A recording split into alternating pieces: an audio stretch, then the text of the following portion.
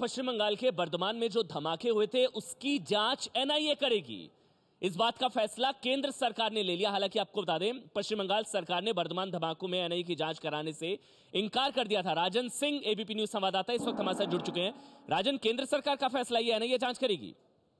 बिल्कुल अमन, जिस तरीके से इस मामले में 2 अक्टूबर को जब धमाका हुआ था उसके बाद पश्चिम बंगाल पुलिस का रवैया रहा था, न सिर्फ इस मामले के सबूत को नष्ट किए गए थे बल्कि जो शुरुआत में मामला दर्ज किया गया था तो वो आईपीसी की आपराधिक धाराओं में मामला दर्ज किया गया था।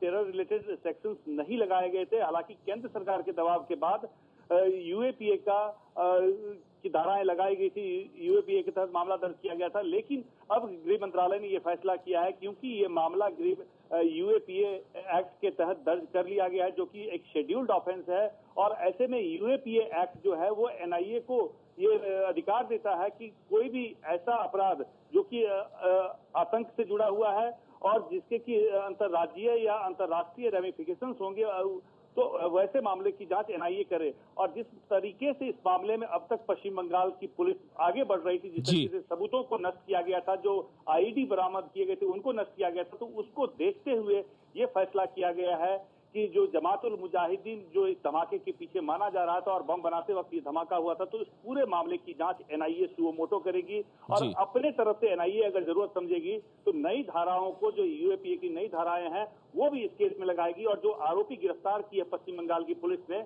उन आरोपियों को अपने हिरासत में लेकर आगे पूछताछ करेगी ताकि इस मामले की तह तक पहुंचा जा सके। बहुत बहुत शुक्रिया राजन सिंह, ये तमाम जानकारी हम तक पहुंचाने के लिए। 2 अक्टूबर को यह धमाका हुआ था और साथ ही आपको बता दें, पश्चिम बंगाल सरकार ने एनआईए की जांच कराने से इनकार कर दिया था।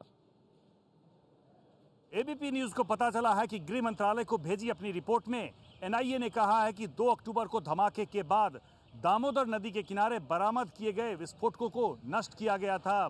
उस वक्त पुलिस के साथ धमाके का एक आरोपी भी मौजूद था, लेकिन पश्चिम बंगाल पुलिस का यह कहना है कि उसे एनआईए से विस्फोटकों को संभाल कर रखने के निर्देश नहीं मिले थे।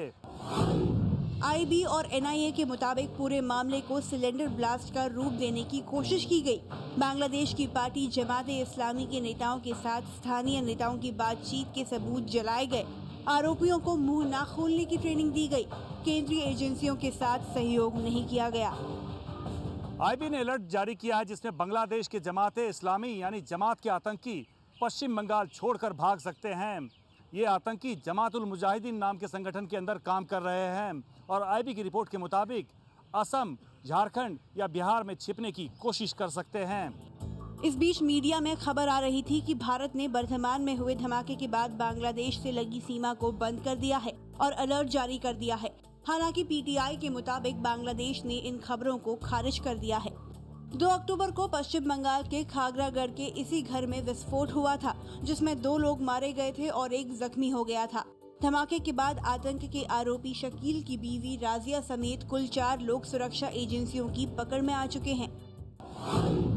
जांच में राजिया के पास से पुलिस को 44,000 रुपए नकद और 50,000 के खर्चे का भी पर्चा मिला, जिससे अंदाजा लगता है कि काफी बड़ी रकम इस पूरी साजिश के पीछे थी। सुरक्षा एजेंसियों को शक है कि पैसा बांग्लादेश के रास्ते से आया।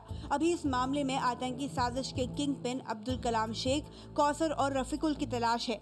सुरक्षा एजेंसियों के रडार में वो 12 लोग भी हैं जो यहाँ अक्सर आया करते थे।